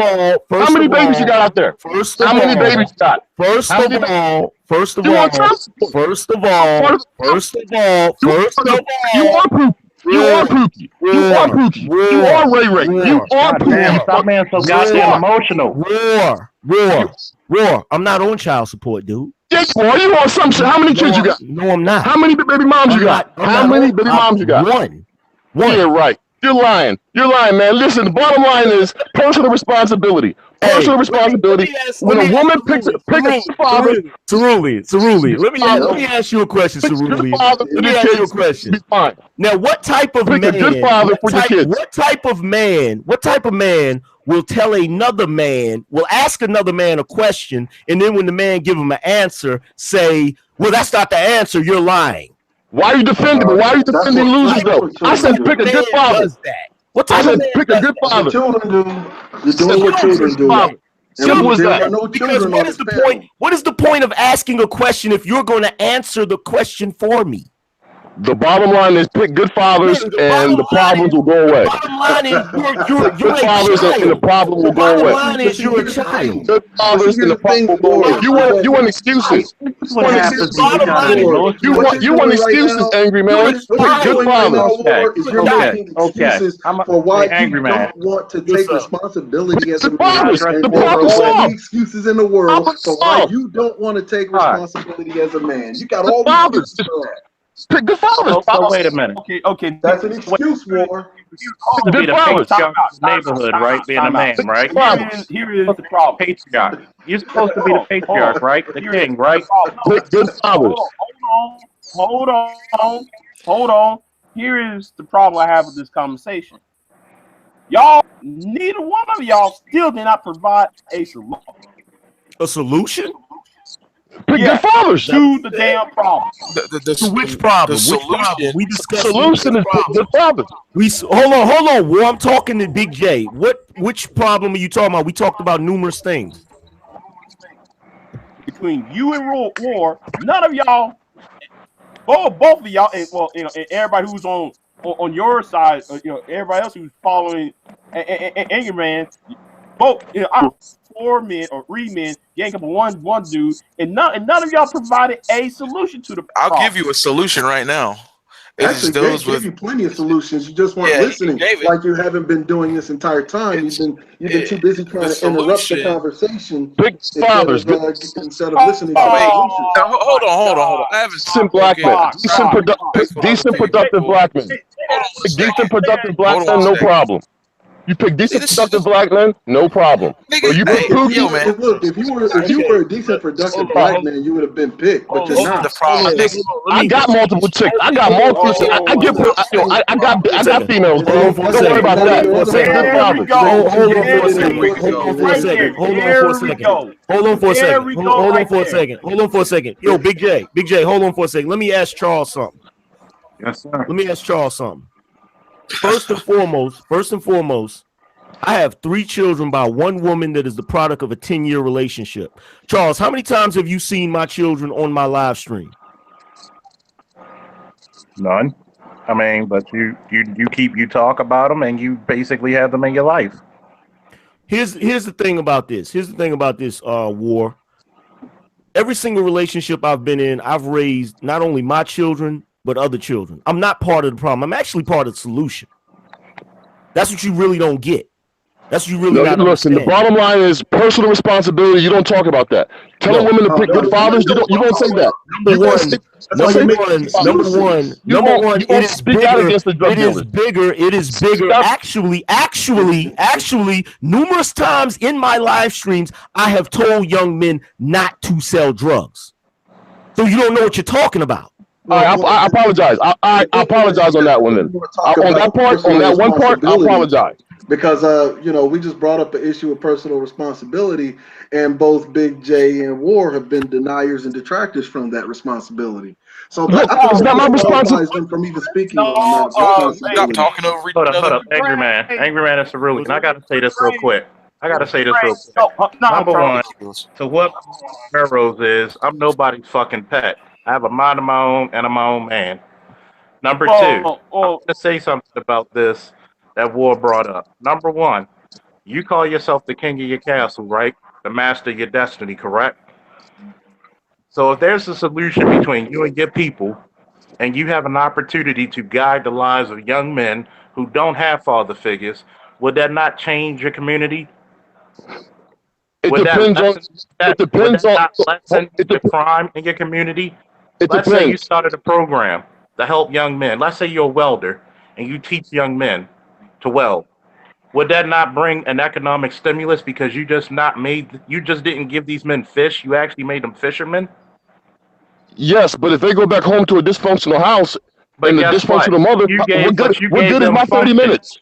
But you gave them a functionality that they may not get at their house. Let me say this. Hold on, let me answer that question. I'll answer that question.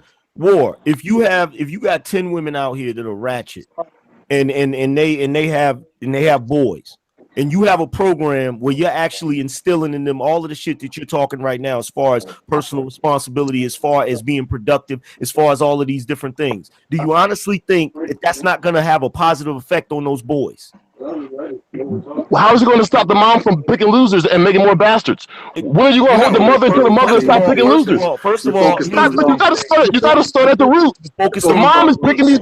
Why is the mom picking losers? You're focused on the wrong thing. No, I'm not. Stop the problem. The mom is not picking a dad. Mom is not picking the father. Yes, you are. Why would you have to step up if the mom is picking a good dad? You break the cycle. Why do you got to step up? War is a child, man. War is a child. Clearly. You guys don't want the responsibility. No, that's not true. You're not. Let me ask you this. Let me ask War this question. Let me ask you this question. All right. You said that they keep picking losers, right? All right. You said that. Now, if you had a program mentoring young boys and you taught, let's say over your entire career, you taught 100 young boys and they actually went out and were productive, wouldn't that be 100 less losers for women to pick? Wouldn't that make 100 winners? Wouldn't that make 100 winners? Not if 100 more are being born by dysfunctional moms. picking loser fathers? How are they gonna pick? How are they gonna continue? How are they gonna continue to pick losers if we're changing the climate of the men? The father should be there doing it.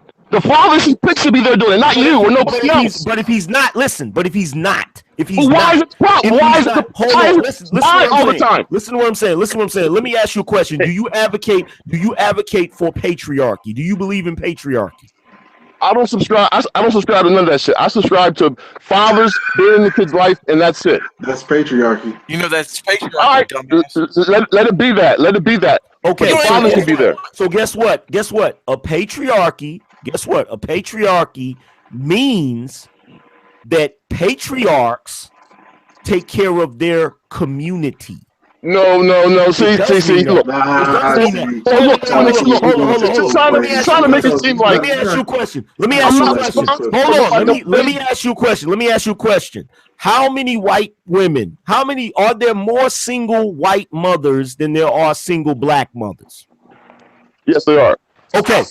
Do they have a welfare program like food stamps, WIC, Section 8, all of those different things? TANF, all of those different. Does that exist? Yes, it does. Yes. That is the white patriarchy taking care of the single mothers in their fucking country. But look, the choices the mothers are making, the fathers. That's what I'm about. The kind of fathers they're picking. That's what I'm talking about. But if wouldn't you want to be part of the change? Wouldn't you want to be part of the change in the culture? What I'm trying to say is, if the father is the right kind of person, they won't need no mentor. They won't need nobody to step in. So guess what? Maybe we see. This is the point. Hey, War. Let me ask you this question, War. Have you ever been in the military? No. I have for 6 years. That right there is hypocrisy. I'm gonna tell you why. Everybody got a plan. White men. Everybody got a plan. So America is no longer a patriarchy. Hold on. America hadn't been a patriarchal nation Bullshit. The 70s. So I wish y'all stop saying the white men pay patriarchy. Bullshit. America is still a patriarchy. Yo, how many? This is what I was talking about with these dudes. Big J. This is what I be talking about with these dudes. America has not. I want you guys to listen to this shit carefully. Hold on. Let me ask Big J a question. Let me ask you a question. Big J, what is the larger percentage of Congress in the House of Representatives? Is the larger percentage women or men? They're men. 80% men. Out of all of the freaking presidents we've had, how many have been women? 0%. Well, let me ask you this: How many five-star generals have been women? How many five-star generals or admirals have been women? Hey, Fox. This is my hangout. Allow me to continue where we're about to go at. Excuse me, you're not talking to me. You're talking to Cerulean. Wait, hold on. I didn't say anything. That was Cerulean. That was Cerulean talking. You don't even know who you're talking to. That wasn't Fox. Oh, okay. We sound nothing alike. Literally. Say Christ. No. But I keep on seeing like the green bars keep going up. Never mind. Anyway, you can sit there and say all these presidents are white, or except for one, all 45 of these presidents are men. But yet you ain't taking into account that Ronald Reagan introduced no fault divorce that you Negroes don't sit and talk about. Y'all don't sit there and talk about the dilute police modeling. Y'all ain't talking about but Big J, you realize that society Ritalin being fed. No, y'all don't talk about Ritalin and Prozac being fed to young men in elementary school. I do talk about that all the time. I just did a live stream. I just did a live stream the other day. Yo, Big J.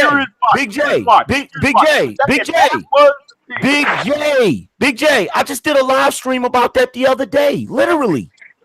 Right after the Florida shooting on BGX's Hangout, we devoted over an hour to talking about the effect of psychotropic drugs on young men. Matter of fact, In fact, you work in the school system. I was actually the only one on the panel that actually went so far as to say that the psychotropic drug effect was basically a scapegoat.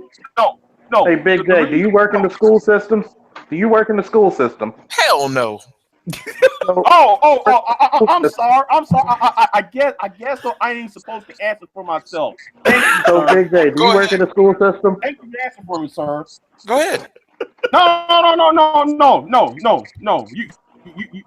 You already. Was it accurate? Sir? Was it accurate?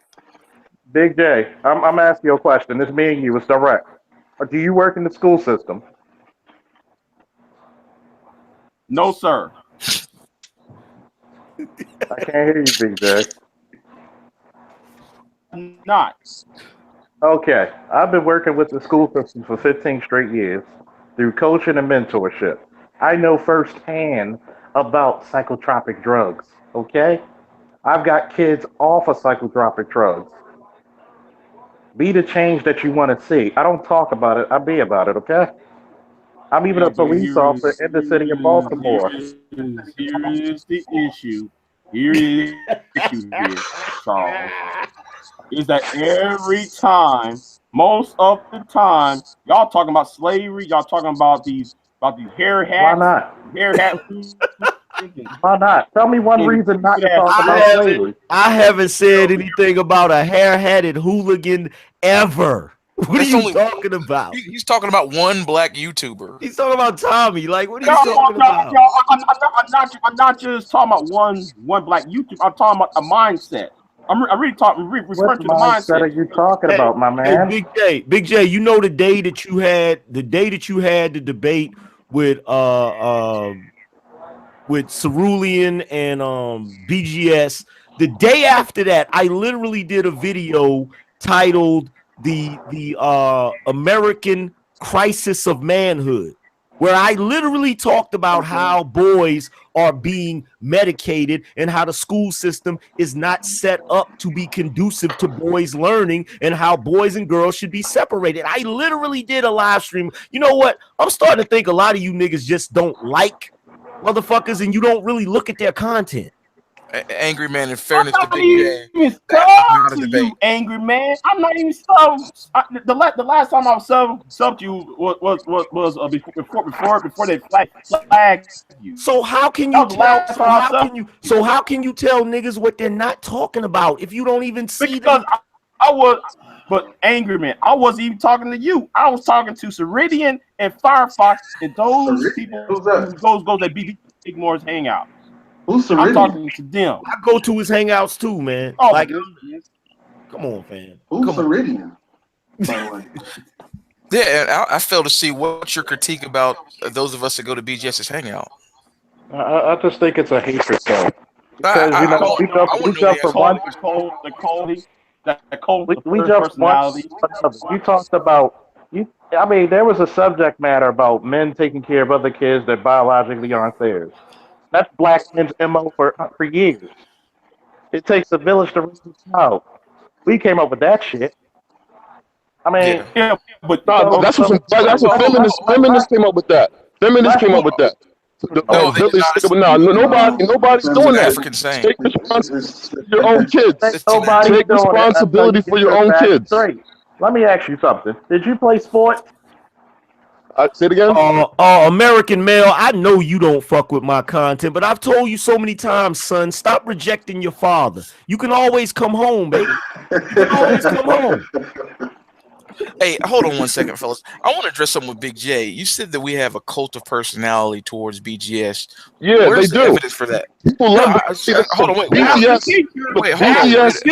they're all like a sidekick. BGS is an overgrown baby boomer. I have not been rude.